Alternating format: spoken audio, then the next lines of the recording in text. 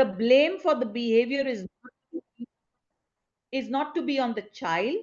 The blame of the behavior is on its development. And this NCF trains teachers to understand how to focus on their voice, their words, their body language, and their attitude. Because this makes an impression on children. If your own voice is loud and you are screaming and talking to children, you can't expect them to talk in soft voices.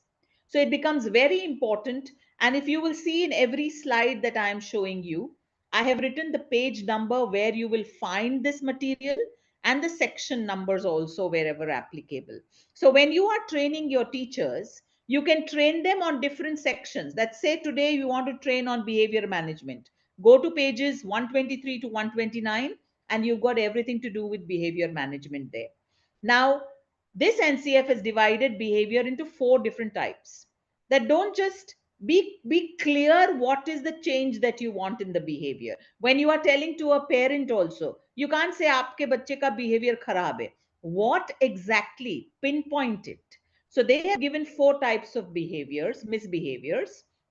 They have said understand aggressive behavior. Aggressive behavior means when a child is shouting and screaming, etc. Understand disruptive behavior. Disruptive behavior means the child is not able to sit, the child runs around, the child throws things, etc. Understand inappropriate expression, which means when children say bad words, etc. Or understand antisocial behavior, when children are breaking things, when children are absolutely unruly. That is what you need to focus on, that these are the 4 areas where misbehavior happens, and these pages tell you exactly how to deal with these misbehaviors. But the most important for teachers, focus on your words. You can't use negative words if you want positive behavior. Body language, if your body language is not friendly, if your body language is very strict, children are going to get scared. And attitude, your attitude makes all the difference when it comes to children's behavior. Let's go to the next slide. C stands for caring for safety and security. Pages 200 to 202 talk about safety and security. What should be the safety and security in your school? So they have divided it into 3 kinds of safety: physical safety, emotional safety, and sexual abuse. It's very, very important, friends, that as a school, we must all be appraised of the POXO law. The POXO law is very, very important because child sexual abuse cases will happen in your school, uh, even if you are very careful. I'm not saying that they are they will happen, but I'm saying there are chances of them happening and catching us unawares. So let us not be caught unaware. 2 things need to be done about sexual abuse: teach children about good touch, bad touch. Uh, if a parent comes with a complaint, listen to the complaint and follow the POXO Act. Because the POXO Act gives very clearly that if a complaint of child sexual abuse comes in your school, you have to file a report in the nearest police station. It also gives that a lady police officer has to come and talk to the child in the child's home. Many other points are given. It also gives one very important point: a reason why most principals and schools try to cover up a sexual abuse case in their school is because they don't want to come in the media, and it becomes a media circus. Well, the POXO Act clearly states that the media cannot quote the name of the child, the family, the school. Nothing can be given in the press. If the press gives that, you can take action against the press. So it's very, very important to understand physical safety comes in furniture. Do your furniture have rounded edges? Do they have nails popping out of them? Toys also, if the toys are chipped, wooden toys are chipped, they might hurt children, etc. Emotional safety has been given prime importance in the NCF, and that is also linked to behavior management. You cannot threaten children. आप रोना बंद करो नहीं तो मैं घर नहीं भेजूंगी. That's not good. Comparison. We cannot compare one child to another child because at this tender age, the child's emotional development is happening. And at that age, children, if they are compared with each other, their self esteem suffers. Don't label children, tum to hamesha slow ho, tum to dheed ho. All this again affects their self esteem. And at this tender age, their self esteem is directly connected to their brain development. So it becomes very important for us to avoid shouting, insulting, etc. Let's go to the next slide. D stands for developing self-assessment. One of the very interesting things given in this NCF is that children must self-assess. Now we will say, oh my God, they are small children, 4-year-olds, 5-year-olds. How can they self-assess? Look at the diagrams given in the NCF. They said use emoji faces and let children give their opinion. This builds autonomy in children. This builds in them a thinking skill of logic. Did I like the activity? Did I not like the activity? So learning then becomes intrinsic. Learning then has ownership. So they have given examples of what kind of self-assessment you can put in your worksheets. You can even put self-assessment after an activity that a child has done. And you can start at the age of 4, which means junior kindergarten and senior kindergarten, because nursery 3-year-olds may be a little too young to understand the concept of self-assessment. It's given on page number 183. Let's go to the next slide. E stands for early identification of delays. Pages 193 to 199 have been dedicated to it.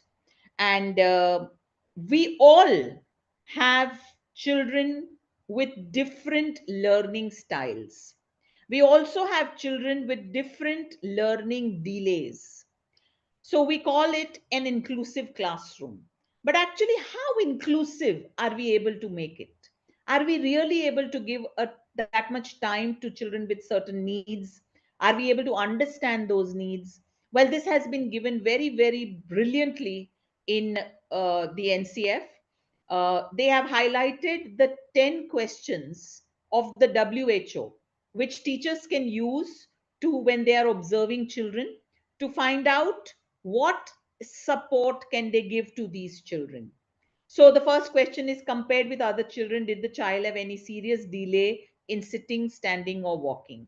Please understand, any learning delay, if it is addressed early on, early identification will lead to early intervention, which means later on, this child won't suffer as much as the child would have otherwise suffered. So it's very important that teachers make an observation sheet of these 10 points whenever they feel there is a child who's not able to listen or not able to sit or not able to understand, etc. Because early intervention will have a tremendous positive impact on children. Let's go to the next slide. Now we come to assessment. So one of the things that they have given is called the 4 stages of the learning trajectory. You know, when we do corrections of children's books, we either do a tick or we give them a star or we say good and well done or excellent or we say fair, can do better. Well, all that is outdated now. What the NCF has given is 4 levels of assessment that teachers can use. The first one is called beginner. Beginner means the child tries to achieve the learning outcomes with the teacher support in the given time frame. So there are basically 3 areas here which are being judged. Am I able to achieve it? Am I doing it with or without teacher support? And am I able to do it in the time limit given? So let's look at what beginner is. Beginner is I am trying to achieve it with teacher support in the given time frame. So which means I'm trying yet. So ideally you would have given fair or can do better. There this child is going to be called beginner. Then comes progressing, achieves the learning outcomes with teacher support in the given time frame. So now the child, in the beginner, the child was trying to achieve. Here the child achieves it, but achieves it with teacher support. So for example, you gave a child a worksheet. The child was able to complete the worksheet in the given time frame because a teacher was supporting the child. Then comes the third one. It's called proficient. Proficient means achieves without any support in the given time frame. So which means this child is achieving, this child needs no support. This child can do things on its own. And the last and the most important is advanced. Advanced means not only is the child achieving on its own, it then goes and helps others also. So what this NCF has done is four trajectories from what I can't do to what I can excel in. So that's why these four trajectories. So we have to train our teachers to understand that now when they do corrections and they want to write certain adjectives like good and excellent, that's outdated. We have to now write beginner, progressing, proficient, or advanced. And it's very important that we train parents also to understand what these mean. Let's go to the next slide. The letter G. The letter G stands for grrr. What is grrr? Grrr means GRR, gradual release of responsibility. So, as you saw in the four trajectories, beginner needed teacher help. Then slowly, when you remove that teacher help and the child is able to do on its own, that is called gradual release of responsibility. So the steps of the gradual release of responsibility, as you can see on the slide, are I do it, which means I, the teacher, will do it and you will watch. We do it, which means now we will all do it together. Then you do it. Now you are going to try to do it with my help, with guidance, and then you do it alone. So it's a gradual release of responsibility. Teachers need to be trained in it because sometimes we teach a new skill to a child and then we just leave them and we say, apne aap karo. And some children really falter, they need help and they are afraid to ask for help. Gradual release of responsibility means when you gave the worksheet for the first time, expect some children to seek out support, give that support. And then watch them the next time you give them the worksheet. Are they still needing that support?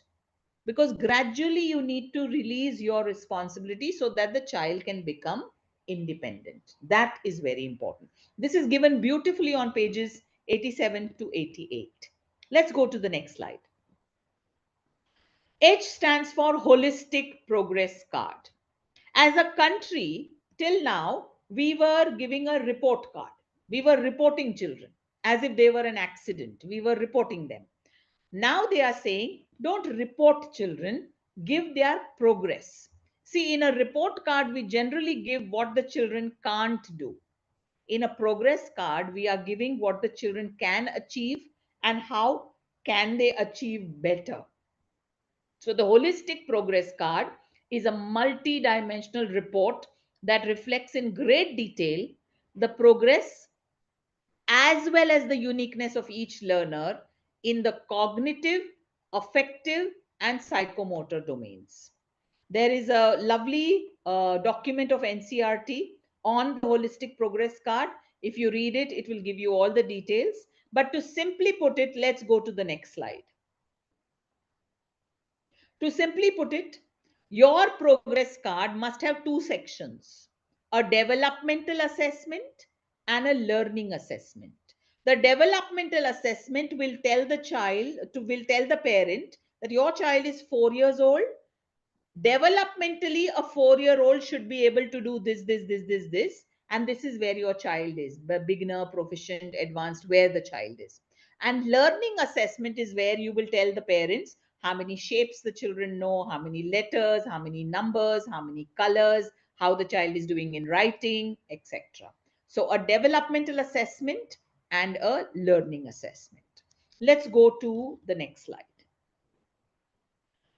I stands for, what this NCF has given is global practices. Teachers must know the theories and the approaches that each one of these developed. Because you are a good early years teacher or a foundational year teacher only if you know good practices. So, Indian and global pioneers have all been included in this NCF. Who are they? Let's start. Savitribai Phule and Jyotiba Phule, Rabindranath Tagore, Frederick Froebel, Mahatma Gandhi, Rousseau, Anutai Wagh, Dewey, Maria Montessori, Piaget, Sri Aurobindo, Jiddu Krishnamurti, Gijubai Badeka, Tarabai Modak, Jerome Bruner, Lev Vygotsky, Uri Brofenweiner, Gardner, and Swami Vivekanand. All of their theories is a must. If you want your teachers trained in each one of these theories, Early Childhood Association, go to their website and they have a wonderful online course on that. But all these people gave the foundation for the foundational stage, and each one gave on different aspects. So it is very important for teachers to be trained in all of them. Let's go to the next slide. J stands for joy, choice, and wonder. This NCF has taken a lot from neuroscience. Because the brain develops in the early years, it is very important to understand that why has the NCF said play-based learning? Why play-based for early years? It's because the right side of our brain develops first. And the right side thrives on three things: play, stories, and games. So if you teach children using play, stories, and games, the knowledge will go to the right side of the brain. And right side of the brain is the first to develop. And it is also the part of the brain where long-term memory is stored. So say, for example, I'm going to use some rote learning method to teach children something that will go in the child's left brain. Left brain is for short-term memory. So, which means the child will forget it again and again and will have to remember it, but the child will not understand it. And that's why this NCF talks about joy, choice, and wonder. All three are very good for the right brain. And they have said that bring this choice, joy, and wonder in the toys that you choose for children, in all the activities that you give in the classroom as part of the curriculum. Let's go to the next one. Look at this. This These are Indian art form art kits available, and they're all easily available on Amazon. Joy, choice, and wonder. Why don't we have our cultural impact also in our classrooms? Why is everything plastic? Why don't we have experiences that the children can get from our own Indian culture? For example, we do writing readiness activities, we do shapes. Now if you do Varli painting or Madhubani painting, the writing readiness is taken care of. In Varli painting, children learn about shapes like triangle and circle. So it is very important that joy and wonder can also come from a mixture of different elements in our toys and in our curriculum. Let's go to the next slide. We give puzzles to children, and sometimes we give them puzzles of international scenes and international people. Look at these puzzles and domino sets available on Amazon. They all use Indian art forms. So children, when they play with these art forms, you are creating in their minds an awareness of patterns, an awareness of colors. And both these are going to help children in literacy and in numeracy. Let's go to the next slide. K stands for differentiated learning activities, that keeping differentiated learning activities. Now, this is a long-term goal that all preschools and schools will have to invest in. Right now, we give one worksheet to all the children in our classroom. We give one activity to all the 30 children in our classroom. Some children in that class are born 6 months ahead of the other children in that class. That means there are some children who are 6 months younger to the other children in the classroom, but we are giving them all the same level of activity. Now, what this NCF says is differentiated learning activities. So, first, you can aim for giving two worksheets. For that, you will need to understand children, divide them into groups basically. For children who are at different levels of reading, the teacher can plan different texts or different learning material, different reading material. The teacher can plan to use worksheets of various levels. This will require a lot of training of teachers, of teacher mindsets, and of parent mindsets. So that's why I said this is a long term change that we will all have to invest in to bring it into our classrooms. But it has been beautifully given with examples on pages 87, 117, and 301. Let's go to the next slide. Literacy. Literacy in the NCF, as I told you, Nipun Bharat is the agenda of our government to ensure that all our children in our country are proficient in literacy and numeracy. So they have given how literacy needs to be taught. Page numbers 112 to 117 highlight exactly how literacy has to be taught to children. It talks about oral development. It talks about word recognition, then reading, and then writing. It's a simple formula of listening, speaking, reading, writing. LSRW. Children first learn to listen to a language, then they learn to speak that language, then they learn reading and writing together. So there are a lot of things that and a lot of myths have been broken in these pages about literacy, about reading, about writing. How it should be done, the graded manner of it has been given in this NCF. And I would urge all schools to please train their teachers on how literacy needs to be done. And with these pages, please also connect the Nipun Bharat document and train teachers on that. Let's go to the next slide. Another wonderful concept given by the NCF is a Mela for teachers. What is a Mela for teachers? Mela for teachers is basically an exchange of best practices. So, in every city, local groups of schools can come together and organize a Mela for teachers where each one will showcase their best practices so that when teachers come to these Melas, they can learn from each other, they can enhance their teaching learning methods, and they can also understand, oh, I wasn't able to do this in my classroom, how did you manage it? So it becomes a good forum for teachers to not only exchange ideas but to get their queries solved from people who have tried things that they have not yet tried. So a Mela for teachers is absolutely a wonderful concept given, and I'm sure memo schools will benefit by this concept. Let's go to the next slide. Numeracy. As a country, we have a lot of material on phonics. A lot of programs are there on phonics because we think that phonics is the way to teach the English language. Well, I beg to differ because whole language learning is the best way to teach. Can you go on to the previous slide, please? Thank you.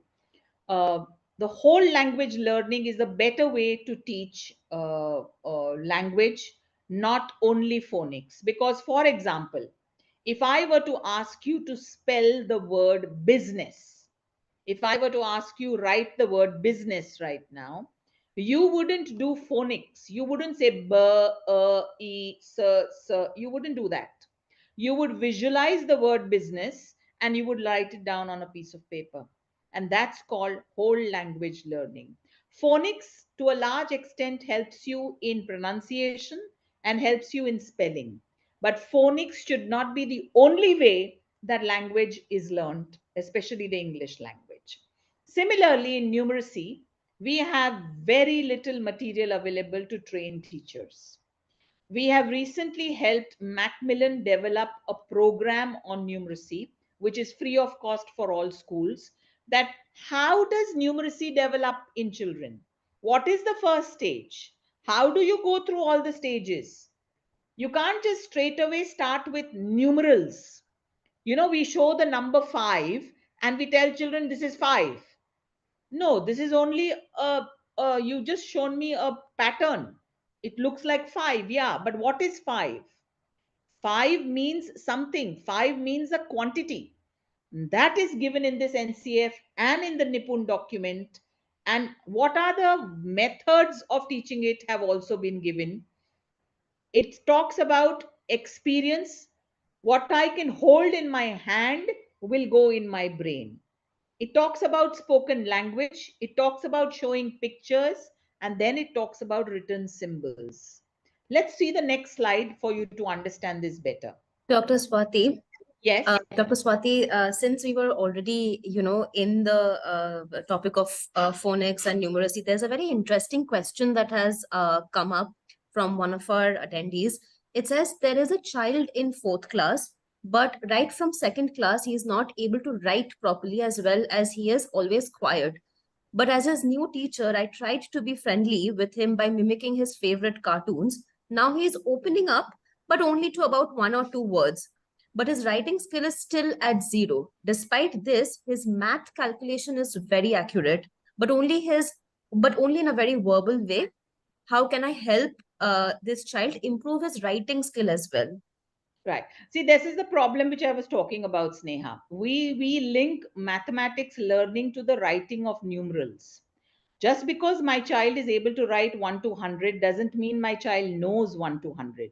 And that is what this NCF and the Nipun helps you understand, that if I am not able to understand the quantity of numbers, I will find no interest in writing about it, because then my writing becomes rote writing. I will always have a problem writing because I'm not understanding why I'm doing this activity. So I will act as if I don't want to write, because it's frustrating to me. You're just making me copy down something which I can't understand. And that's why it is very important to follow the flow of numeracy learning.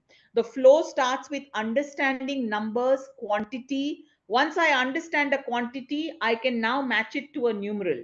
Now when you say 5 or show me the numeral 5, I will understand, this is 5. It's as simple as I show you a picture of a cat and you say this is cat. Then I show you a picture of CAT, and now you've understood, okay, this picture of a cat, if I want to write it, I will write it as CAT. You can't show children CAT first and say this is cat, this is cat, this is cat. These are just some patterns for me. I can't understand that they are uh, a picture. Similar for mathematics. And that's why I said, make your teachers do a course in numeracy development. As I said, you can get in touch with Macmillan. Macmillan has a free online program for numeracy development. This will help teachers understand that writing comes very late. But we think in Indian schools, writing must come first. We have to fill our books. That is what this NCF is also against. That let children understand the concept before they go into the writing. Now, in writing also, there is something called writing readiness. So when you do readiness activities with children, it will help develop their pincer grip and their tripod grip. If this is weak, children won't be able to write. Children won't want to write. So that is a completely different training that I would advise you all to get your teachers trained in, that so that they can understand this in the classroom. Now I showed you this slide. This is a number magic. This is a numeracy material. Now look at these tiles that you can see, the red color ones. They all stand for a number. So number 1 will have 1 hole. Number 2 will have 2 holes. Now, when I pick this up and I show a child, this is 1, and the child can see 1 hole. So now the child understands, okay, this is the quantity 1. Now, with this quantity, I show them a numeral. And now the child understands that this numeral stands for this. So when I don't show him this and I show him this, the child knows the quantity, what it stands for. This is exactly what is given in the Nipun document. Please sit as teachers and go through the Nipun document for you to understand where your child needs support and how you can give that support. Let's go to the next. Yes, exactly like we do it in Montessori. Absolutely right. Let's go to the next slide. As I said, numbers also require full body involvement. We limit the knowledge of numbers to writing numbers or to seeing numbers. Now, look at these two photographs. When teaching shapes, the children were done, it was done in the outdoors. So now the child knows that for me to use my body to make a triangle, I will need three, two legs and one hand. See, the child has raised one hand because you don't need that hand. For a triangle, for a rectangle or a square, I will need four. So I will need both my feet and both my hands. So it is very important that numeracy, mathematics must also go outside the classroom so that children then understand that it is fun and want to take interest in it. Let's go to the next slide. O stands for outcomes for learning. It is very, very important that this NCF, as I told you, is based on neuroscience. And neuroscience talks about memory. Remember, I said the right brain develops first. The right brain is in charge of long term memory. So, when you do things in a play way, when you do things with songs or you do with stories, many of you must have read Gijubai Badeka's work, Divaswapna. In Divaswapna, Gijubai Badeka used stories. Why did he use stories? Because stories involve the right brain, and the right brain is where your smriti, your memory resides. When I do things with rote learning or very only through worksheets, I'm using the child's left brain. And the left brain is in charge of short term memory. Ultimately, for it to go in the long term memory, I will have to put it in my right brain. And the only way to put it in my right brain is to make the activity interesting for me. Smriti, memory, is all about that. The NCF trains teachers to understand both working memory and long term memory. Let's take a simple example of a story. When you tell a story, what did Gijubai Badeka do in Divaswapna? He used to tell children a story and then he wouldn't complete the story. He would say, now I will complete this story tomorrow. Now, what happens when children come the next day? They have to use their working memory to remember in which part of the story did he stop. This is what television serials do to us. They show you the next episode the next day. So you remember in your working memory where was the story yesterday. Now I'm linking it to it today. Of course, television serials show you a recap, but Gijubai never used to have a recap. He would start the story where he had stopped, and for that, children had to develop their working memory and long term memory. So it's very important that teachers must be trained in understanding what is memory and how the brain is involved in memory. And this is done very beautifully on pages 30 and 51 onwards. Let's go to the next slide. Panchakosh. Panchakosh is what we call this NCF because the NCF talks about all round development. You all must have heard about Maslow's hierarchy of needs. Well, I'm sure Maslow did not know that Indian traditional education systems always believed in Panchakosh. Maslow came much later, but most of our Indian schools understand Maslow but were unaware about Panchakosh. And this NCF has revived our Indian traditional, which talks about the five-fold development. What is the Panchakosh? Annamaya Kosh and Pranamaya Kosh. So even in Maslow's hierarchy of needs, he talks about physical needs. But this, our Panchakosh, talks about outer physical body and inner physical body. So, which means with breathing exercises, you can develop your inner body. And breathing exercises help develop mindfulness. You become more mindful about your breathing. You will automatically improve your focus and your attention. So, Pranamaya Kosh is your internal physical development, and Anamaya Kosh is your outer physical development. Then comes Manomaya Kosh. Manomaya Kosh means your emotional and spiritual development, so which we call socio emotional and ethical development. Vignamaya Kosh. Vignamaya Kosh is your cognitive development, and Anandamaya Kosh is your aesthetic and cultural development.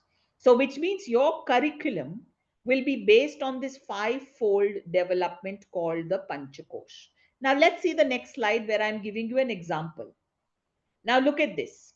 You want to teach about shapes in your classroom. How do you use the Panchakosh?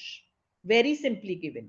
In physical development, children will touch, feel, and look at shapes. They will listen to the sounds that shapes make. They can create shapes out of their body. Remember, I showed you that photograph? Pranamaya Kosh, what vital energy. In that, they will learn with their imagination. They will imagine how shapes are used in buildings and then create that with blocks. Manamaya Kosh, thinking about problem solving with shapes. Wisdom, Vignamaya Kosh, how shapes make them feel. Draw your favorite shape. And bliss, excited to learn about new shapes, feel a sense of accomplishment when they master new concepts. I can now understand that the square and the rectangle both have four sides, but the difference between the both is this one has longer two sides and this one has equal sides. So this is how you can use the Panchakosh even in your day-to-day teaching and learning. Let's go to the next one. Quarterly planning. Q stands for quarterly planning. The NCF suggests that teachers not only make a yearly curriculum, but they divide it into quarterly planning, because in our country we have a lot of festivals, a lot of holidays, sometimes a lot of buns. We are a agricultural country. We depend on the monsoon, but sometimes the monsoon goes haywire. So that is why we have a lot of holidays. So that is why quarterly planning is a must, and excellent examples of teacher plans are given from pages 278 onwards. So please have a look at those real life examples that have been given in the NCF. Let's go to the next one. R. R stands for relationship, teacher and student, and teacher and parent. A teacher has to have relationship with both student and parent. And how should a teacher maintain these relationships? How will these relationships impact the child's learning is given on page 45 onwards. Because it's very, very important that parents should become partners in the educational journey of children. So, how can we do that while keeping a professional distance and keeping the child's needs in mind is a very important aspect of this particular NCF. Let's go to the next one. Now, S stands for strategies of teaching. For generations, we have followed the Macaulay system of education where chalk talk, teacher is the sage on the stage, and we've not changed our teaching strategies. This NCF gives you different strategies that you can use with children in the classroom with examples. This is given on page number 83, 85, and 112 onwards. Let's go to the previous. Thank you. What are the teaching strategies given? The teaching strategies are listening, modeling, solving problems, questioning, provoking, researching, and making children independent.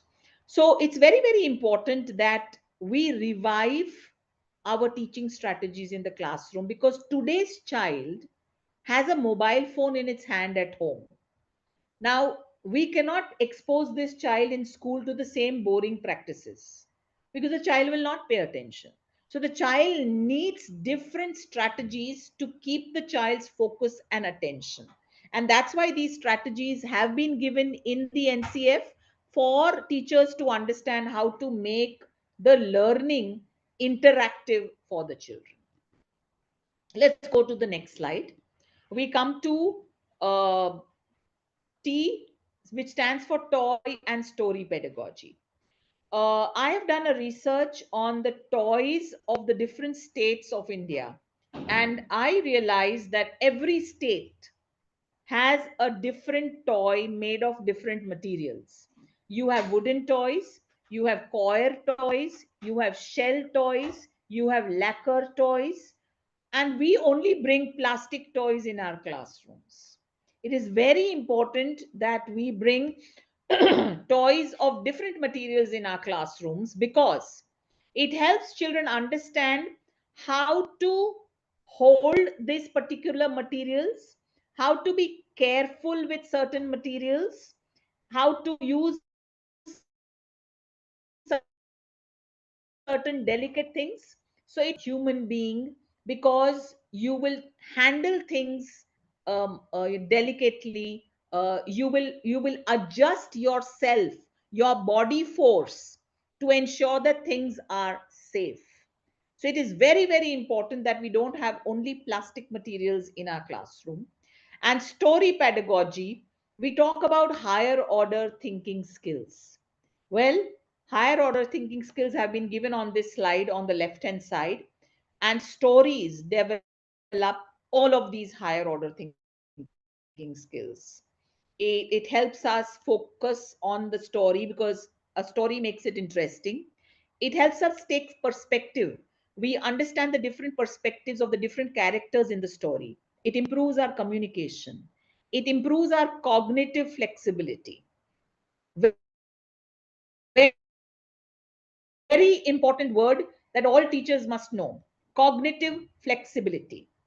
Just now, I was doing maths, the bell rings, and now it is geography period. What happens to my brain? My brain was in maths mode. Now it has to go into geography mode. That's called cognitive flexibility. And a story brings up cognitive flexibility because you move from one scene to the other, you move from one character to the other. So it is building up your cognitive flexibility, which is going to help children in adjusting to new things which come one after the other. So all the higher order thinking skills are developed through stories, and that is why Gijubai Badeka, our country's pioneer educationist, wrote the book Divaswapna. Please go on the net, Google search it, download it. It is a very small PDF. Please read it. It is available in every Indian language. I was fortunate to write a book on Gijubai Badeka. It is called Once Upon a Story. It is available on Amazon, and I feel his philosophy of teaching is excellent. Every teacher must read about it. Let's go to the next slide. U stands for understanding the flow of a lesson plan. It's very important that teachers must plan lessons. And what is the flow of this lesson plan? Look at the flow given in the NCF. It's called the Panchadi. The Panchadi means the 5 steps of learning process. Panchadi means Aditi. Aditi means introduction. Bodh means conceptual understanding. Abhyas means practice. Prayog means application. And Prasar means expansion. So the whole lesson plan has to have an introduction. Then it has to give the understanding of that lesson to the child. Then it has to give some practice to the child so that the child understands it further. Then it has to give a worksheet or a game or an activity so that the child can apply that knowledge. And then there should be something called expansion, in which the child has to tell you about what the child has learned. Because if I can talk about it, it means I have understood it. Let's go to the next slide where I'll explain it further. Look at this. I've given you an example again with shapes. Aditi, introduction of shapes. I show children pictures of shapes, talk about shapes, have children touch and feel shapes. Then comes Bodh. Both means conceptual understanding. I show them the differences between the shapes. I show them the properties of the shape. Then I go to abhyas, practice. I play games like a bingo card, housey card. I can make a housey card with shapes. So I've taught children circle and square and triangle. So I will put only these three shapes many times on a housey card. Now, every time I say circle, they have to cross out all the circles they see, or they have to tick out all the circles that they see. So that is called practice. Then comes application, prayog. I will give them shapes, blocks. They have to build things with these shapes. I will give them shape problems. Like I will make shapes out of sticks and keep one side missing. Now complete the shape. And last comes prasar. Now I will make children talk about the shapes. If they are older, they can write about the shapes or they can draw about the shapes. This is the full lesson plan called Panchadi, which is given in the NCF. And I have given you an example of what is Panchadi and how it can be used. Let's go to the next slide. V stands for Vikas. Vikas means outer to inner and inner to outer. It's time our schools understood that physical development is tied to cognitive development. I will not be able to focus if I can't sit straight. To sit straight, I must feel like sitting straight. So again, it depends on my internal. How am I feeling for me to be able to manage my external body to be able to sit straight? I will sit straight. I will be able to focus. So again, my external body connected to my internal body. Very important. Please read about Vikas, which is Sharirik Vikas, Pranik Vikas, Mansik Vikas, Bauddhik Vikas, and Chaitsik Vikas, given on pages 19 and 20. Let's go to the next slide. Ways of organizing content. Now, the NCF says, what kind of a philosophy does your school want to follow? What kind of a curriculum does it want to follow? It can follow a project based curriculum. It can follow a story based curriculum. It can follow a theme based curriculum.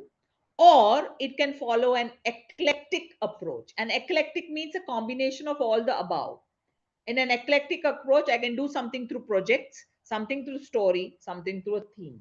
But you must know what is the kind of approach that your school is following and adopt it, adapt it, and implement it. And this is given from page number 135 onwards. The whole chapter 5 is about this. Let's go to the next slide. X stands for Zenacious. That's a new word for many of us. The NCF is Zenacious. It means it is filled with a yearning for change. And I'm going to quote what the National Steering Committee member, Shri Kasturi Ranganji, says in the NCF. He says that while this NCF is informed by this collective knowledge and wisdom, the real challenge came when we had to analyze these inputs and develop a cogent, pragmatic, and effective synthesis that will enable changes in practices on the ground. Very important. Teachers should be able to relate it to their current realities. And that is why I call this NCF Zenacious, filled with a yearning for change. And when we present it, when we read this, I appeal to all teachers. It should fill you with this yearning for change and not, oh my God, abhi ye bhi karna hai mujhe. This is the time for us to change. The national education policy of our country has only undergone change 4 times in the last 200 years. Just 4 times in the last 200 years.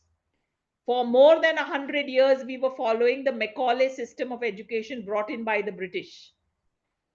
And 34 years back, we had changed our education policy. And now we are the generation who are witnessing a change in the education policy. It should make us all feel zenacious. Let's go to the next slide. Y stands for pupil teacher ratio, PTR. It is widely understood and accepted world over that a good pupil teacher ratio helps children learn better. The NCF has not specified any ratio, but it is very important to understand that one of the NCRT documents say for every 25 teachers, 25 children, there should be one teacher. So if you have more than 25 children in a classroom, it's best to have an assistant teacher or somebody to help, because it is physically impossible for a teacher to give her attention to so many children. So it is very, very important to focus and understand that if we are talking about quality, we must also talk about pupil teacher ratio. Let's go to the next slide. And the last one, which is zooming and leveraging technology. I am so happy that this NCF, first of all, this NCF came out in 2022, the first year after the pandemic. And in the pandemic, we were all dependent on technology. And the fear was कि अभी school खुल गई, अभी technology की क्या जरूरत है. That's why I celebrate this document, that it is still showing the use of technology. It talks about so many aspects where technology can be used. There is one NDA, which is a government site where you can learn more. Vidya Dan, Technology for Inclusive Access, Divyang, Diksha, teacher training program. I feel all teachers, if you just enroll yourself on Diksha platform, you will not only get the knowledge, you will also get a certificate. And there is technology for parental engagement. So I'm very happy that this NCF is also a tech savvy NCF. Let's go to the next slide. So I have also prepared a similar A to Z of the NCF SE. So this was NCF foundational stage, which came out in 2022. In 2023, the government came out with another NCF, which is called the NCF for school education. So I have made an A to Z for both. And if you want to download them, please see the next slide. You can download them from Early Childhood Association's website. They are free. You don't have to do anything. Please download both the documents. These documents are made just so that teachers are not overwhelmed with the number of pages. 360 pages is the NCF for foundational stage, and some 600 pages is what the school education NCF is about. The next NCF, which the government is now going to release, is on teacher education. So when that comes, I will also prepare an A to Z for that. But thank you so much, Lead Schools, for having me here today. And I hope that this workshop has been beneficial to everybody who has attended it. Thank you, Sneha. Over to you. Thank you, Dr. Swati. We have been constantly getting, comments on our chat box that how fruitful and how amazing this session has been. A couple of questions. We spoke about activity-based learning, which is obviously very holistic. Someone had asked a question that when we include a lot of activities in the classroom, they lag in completing the syllabus. So how to sort of have that balance? So, for example, when I did my B.Ed, I used puppetry a lot in my lessons. So, activity based doesn't mean stay away from the curriculum. So, for example, I did my B.Ed in English and History, and I had to teach 9th standard children the poem Lochinvar. Anyone who's a teacher here from the 9th standard would know that there is a poem called Lochinvar. I did the whole thing with puppets. I showed them a puppet show on Lochinvar. The whole story, the whole poem aspect was done through a puppet show. And after that, I made them research on, if you had to make puppets of this particular poem, what kind of clothes would you select? What would be the sizes of the puppets? What would be the look of the puppets? Now come and do the whole poem and present it through a puppet show. So they had to learn the whole poem, but they were learning it in an activity. They were not learning it by heart or by rote. They were doing it because now there was something interesting to do. So that is activity based learning. It doesn't take you away from the curriculum, it makes your curriculum more interesting. Right. Dr. Swati, you also spoke about phonics, right? And here's a very interesting question that says, could you please explain this idea with reference to phonics? Because schools insist on beginning with writing of the letters. So they want to Okay. understand your thoughts on this. So that is why I said, no, there are so many wrong things we are doing in our school, and because we've been doing it through generations, we think it's right. So it's like saying a lie told 1,000 times cannot become a truth, and that is the status of literacy education in our country. We think that by making them write the letters, we are teaching them the language. If you make me write the letter A, it means nothing to me. It means zero thing to me because I'm a child. But now you told me apple, you showed me an apple, then next to the apple, you wrote the word apple, and now you told the child, look at the first letter. See this letter is the beginning letter of the word apple. So this is letter A, and A makes the sound A. Now let's think of words that make the sound A. So you have apple, you have aeroplane, you have arm, you have arrow. So that's how the whole learning of the English language has a particular flow. And as I said, the Nippon document has given this flow. It's just a question of changing our mindsets and understanding that if we as a human race can move from a dial phone to a smartphone, why are we still stuck on taking our children through an age old method of learning, which is quite stressful on them, instead of adopting a method which is right according to neuroscience? That is what it is. Right, right. Dr. Swati, one last question for you. We spoke about the importance of teacher-student relationship and the relationship between a teacher and a parent. And here's a question from a teacher that in class, she has a child who is very intelligent and can write all class homework and solve all questions, but in written format. But when the child is asked a question and he will not respond orally, so how to sort of, guide this child and help him out? So when children are not able to speak, it means they have low self-esteem. They have fear of acceptance. So they feel that when I will speak, the nervousness is more, and that is why we have to reassure them that even if you are wrong, no problem, just speak. Nobody will interrupt you, and nobody will laugh at you. So it starts with asking simple questions to this child so that the child is able to answer orally, and then make the child speak bigger paragraphs or bigger experiences. But whenever children are unable to speak but are able to write, it means that they have some fear in their minds about their own performance, and that is where we as teachers need to intervene. Thank you, Dr. Swati. I think I will not take a lot of questions except for one because it's related to Nipun Bharat program. And this person asks that I had a question about the recent withdrawal of grade 3 from the Nipun Bharat program in order to align with the NCF's definition of foundational years up to grade 2.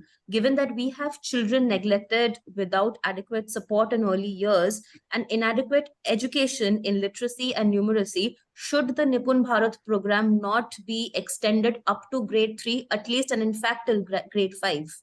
Absolutely. I fully agree with you because in our country, especially because of the pandemic, children who are now in our grade 3 have actually not done the foundational development of literacy and numeracy. So again, the NCF is quite open. It's quite flexible. You can implement it in grade 3, grade 4 also. It all depends on your school and the needs of your children. Right, right. Dr. Swati, thank you for your time and for this wonderful session. Right now, I'm going to introduce Shalini Bhattacharya. She is the head of brand and PR for Lead, and she will be taking over now to sort of explain what Lead is all about, what Leadership Boulevard, our mother our parent company, what we are, what we stand for, and what's the network we cater to. Over to you, Shalini. Thank you, Sneha, and thank you so much, Dr. Vats. I've been listening, and this has been a really, really insightful session so far. So thank you so much. For everyone who's Sneha, can I leave? I have another session. Of course, Dr. Swati. Thank you. Thank you so much for your time. Thank you, Shalini. Pleasure to meet you. Thank you. Bye. Thank you. For everyone who's still with us, once again, thank you so much for joining us. I'll keep this really short. Just a quick overview of who is Leadership Boulevard. Leadership Boulevard is our parent company. As Sneha mentioned, we're in our 11th year of operations. We were established about 11 years ago with a simple vision to enable excellent education for every child. And we believe that work is done best in schools. Today, we work with 9,000 plus schools across the country. We're in 400 plus cities. We work with 50,000 plus teachers. And also, we're still committed to doing what we started off with, which is making excellent education both affordable and accessible to every child. Can we have the next slide? So if you're wondering what is LEAD and what is an integrated learning program, what is the integrated learning program that LEAD offers schools? So essentially, LEAD is transforming schools in classrooms. We work with schools just like you. We bring world-class books to your classrooms. We digitalize your classrooms by making sure that teachers and students have access to screens in the classroom for audiovisual learning. And we understand that each child learns differently. So we offer kinesthetic learning solutions as well. And that, in a snapshot, in a nutshell, is basically what we do inside the classroom. The next slide. Thanks. We understand that English speaking, writing, reading, and comprehension is probably the most important building block in order to both absorb, understand, and retain other subjects as well. So we have a very, very interesting English program. It's called ELGA, which is the short form for English Language and General Awareness, where we've researched this program and where we teach English as a skill. And our whole effort in teaching English as a skill is to make sure that we are teaching at the level of the child rather than forcing the child to come up to the level of the class or the book. So it's a very special program, and it's an offering that is very popular with all the schools that we work with. Having said that, we realize that there's much more to holistic education than just what is taught in the classroom. So we have a plethora of opportunities even outside of the classroom. For example, students of LEAD-powered schools have access to participate in a countrywide championship, which we call the LEAD Championships. We also conduct masterclasses where our students are able to interact and engage directly with experts across fields, simply to have the kind of exposure that every child should when they're growing up. Thanks. Of course, we're very clear that at the center of it all, and probably the most important person in the classroom after the child is the teacher. How effective a student's education is completely depends on how empowered and enabled the teacher is. So we've spent a lot of years and energy and resources in building a teacher capability system, through which our ultimate aim is to make sure that every teacher in your school, every classroom, every subject is able to teach like a super teacher.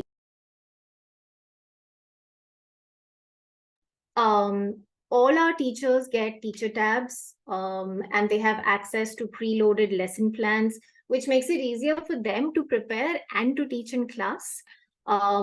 We understand that teachers as a community feel the need to belong to a larger community and need to be able to interact peer to peer. So we also have self-paced certification programs for teachers, and also in-person teaching training sessions for all teachers. Can we have the next slide? Thanks. Solid foundation of technology. I think as school owners and principals, teachers, etc., you know that technology is not going away. In fact, we're looking at different kinds of technology, artificial intelligence, machine learning, etc. All of this, which is traditionally, associated outside of the school system, is now finding a very strong footing in Indian education, and specifically in Indian schools as well. So ours is also a very strong technology backbone.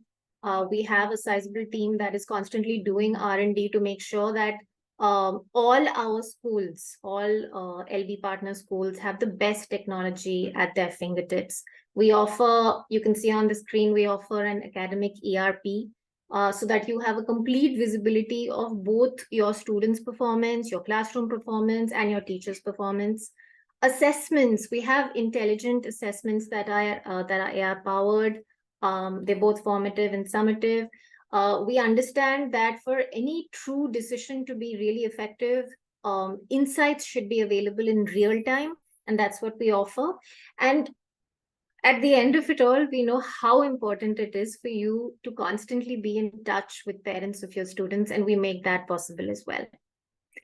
Next slide, please. As I was mentioning, we partner with schools to set up experience hubs where your parents, we're going to finish very shortly, Firoza. I just have a couple more slides to go. So we can set up experience hubs in your schools where your parents can walk in and experience our system. So it's not just you explaining, they can experience it for themselves in real time and get a sense. We will also conduct teacher orientation programs so that all your teachers are able to come up to speed very quickly on the LEAD teaching learning system and how you can use it effectively in your schools. And of course, we will also work with your academic coordinators to run these parent orientation sessions. Next slide, please.